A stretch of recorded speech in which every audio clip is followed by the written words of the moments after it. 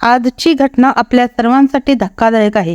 एका सरकारी शिक्षिकेचा डिजिटल अटकेदरम्यान मृत्यू झाला, ज्याने संपूर्ण देशाला हादरवून सोडले आहे। चला या गंभीर प्रकरणाचा सविस्तर आढावा घेऊया। आग्रा येथील अलवटिया परिसरातील एका सरकारी शाळेतील शिक्षिका मालती वर्मा यांचा 30 सप्टेंबर रोजी एका विचित्र आणि हृदयद्रावक घटनेत मृत्यू झाला। शाळेत काम करत असताना त्यांना एक अनोळखी क्रमांकावरून व्हॉट्सअप कॉल आला। त्या फोनवर एका व्यक्तीने स्वतःला पोलीस अधिकारी म्हणून ओळख देत मालती यांना सांगितले की त्यांची मुलगी सेक्स रॅकेटमध्ये अडकली आहे। या प्रकरणातून मुलीची सुटका करण्यासाठी 1 लाख रुपये तात्काळ एका खात्यावर ट्रान्सफर करण्याचे आदेश दिले।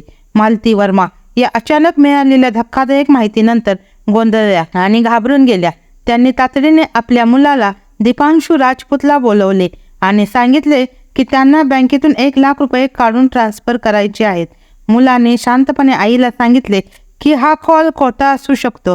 दोन्ही बहिणी सुखरूप असल्याचे समजावले, मात्र या मानसिक धक्क्यामुळे मालती यांची प्रकृती झपाट्याने खालावत गेली।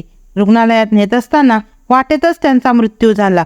अशा घटनांमध्ये आपल्या घरातील व्यक्तीवर कसे परिणाम होऊ शकतात याचे हे भयानक उदाहरण आहे। या धक्कादायक प्रसंगावर तुमच्या प्रतिक्रिया आणि मत आमच्या सोबत शेअर करा।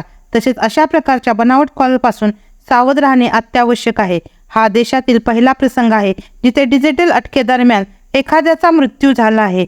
सध्या पोलीस तपास करत आहेत आणि कॉल करणाऱ्याचा शोध घेतला जात आहे। आपल्या जवळच्या व्यक्तींना अशा फसवणूक प्रसंगापासून वाचवा आणि नेहमी सावध राहा। तुम्हाला ही माहिती महत्त्वाची वाटली का? मग नक्कीच आमच्या YouTube चॅनलला सबस्क्राईब करा, व्हिडिओला लाईक करा आणि तुमच्या प्रतिक्रिया कमेंटमध्ये सांगा। अशा घडामोडीसाठी आमच्यासोबत राहा।